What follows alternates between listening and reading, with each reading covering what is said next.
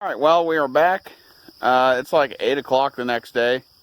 We had to load up our spare dual and get it aired up and back down here. What the plan is to try to get the tractor someplace right in here and maybe have the rear tire in that flattened out grass so we can work on it. I've never changed a tire before, at least, I've changed the tire off of the rim, but never changed the actual rim.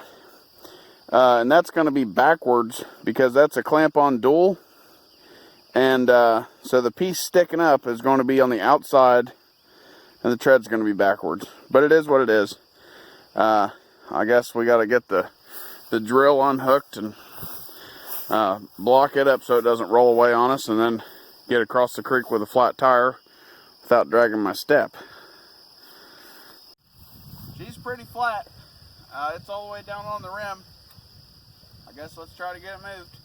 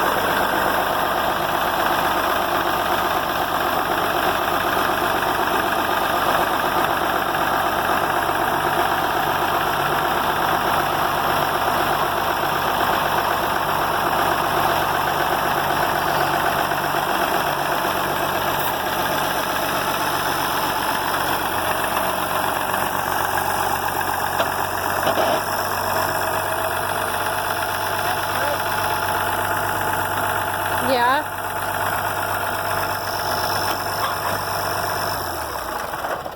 Alright. Now I guess let's see if we can get it blocked up and figure out how to change a tire tractor, or a tractor tire. So this is my biggest breaker bar. I got a 30mm socket because we know this is metric. I did the conversion. That was the closest thing I could come up with. It's probably closer to a 29mm or a 15/16, maybe a 1-inch. I just brought an assortment that were roughly the same size. I already did this to one, and it went surprisingly well. So hopefully they're all like that. Oh, I lied. The first one, okay, see, that's not too bad. I guess I'm just going to crack them all loose with this and then put the Milwaukee on it once we have it lifted. And then hope that we can figure out what we're doing with these like wedge locks. So if you look in here, this is what's called a double bevel rim for anybody that doesn't know. And that gives you more adjustability on your wheel spacing in and out. But those nuts on the back side are these bolts, and when you tighten them up, this is wedge shaped like a ramp, and that's what clamps it. Now I've heard horror stories about trying to get these things centered and not having the tire wobble and do all kinds of goofy stuff after you put one on. I mean, if it's wobbling to beat hell and back, then maybe I'll try to adjust it. But eventually I want to fix this tire because it's got okay tread left. It's not really the design tire I want. I don't really like this kind of tread. But they quoted me $250 to boot it and put a new tube in it without a guarantee. And if you guys watch One Lonely Farmer or ever have, or you know what I'm talking about, most of you probably do. He had shown a few years ago where he repaired a sidewall with a vulcanizing kit, like a hot patch. And so I was like, well, you know, he was saying he got it off eBay for $300 or $400. You know, I'm thinking, well, it's not too bad. I looked today and I can get one with patches for $200 shipped to my door. So I would rather have the ability to fix, this is the puncture, this is it right here. I would rather have the ability to fix that myself, or at least try to, versus pay somebody and not even get a guarantee. And who the hell has $250 just laying around anyways, right? I mean, but yeah, we'll get this thing blocked up and get the wheel off, and we'll go from there. Alright, so our jack is all the way up, and the tire's still on the ground. So I'm using these blocks and a half of a piece of firewood there to lower it down onto, so we can, I guess, readjust our jack or probably screw the top up some more. I guess let's see what that looks like here, on whether or not that's going to work. Patricia, watch out it doesn't squirt stuff out of the tire when I let it down.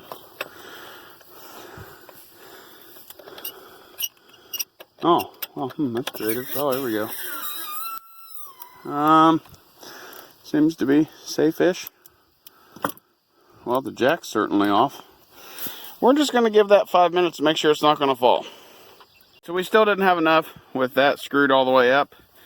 So I guess now we're going to test out the International 706 wood splitter. If it was a whole log, I would be more confident, because when I put the diesel engine in it, I didn't have any blocks or a bottle jack, and I cut a piece of cherry. Let's see there. Oh yeah, she's smushing her. And I guess we'll give that about 5 minutes. And, oh, what I was saying is I cut a piece of cherry log. It was about 12 inches around and smacked it underneath the center belly of the tractor with a sledgehammer to be able to split the tractor and take the engine off of it. I'll have to include a picture of that. Alright, now after jacking like 500 million times and readjusting 3 times, got our safety blocks underneath there. Had to rearrange where the jack blocks were, but we've got a little bit of movement there. I guess we're going to zip it off here and hope it doesn't sink into the dirt while we're trying to put the new one on, because we will be screwed in.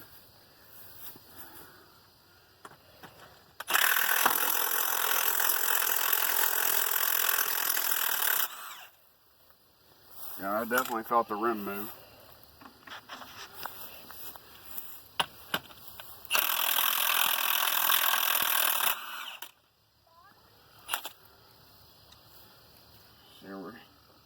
I think we're still off the ground. God dang, it's awful wobbly. I hate that. It's dangerous. But what do you do?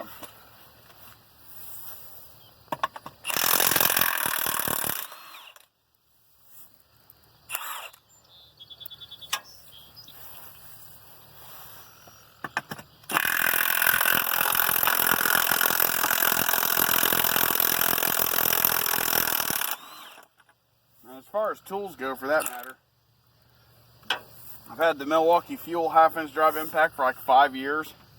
Best field tool ever. It definitely is a lifesaver.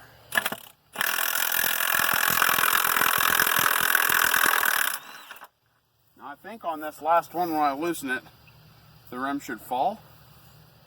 If I'm remembering that right. Remember it basically just off what I read, you know.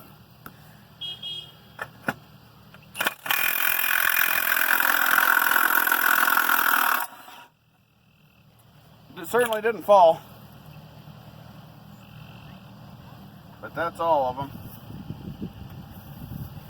guess now we'll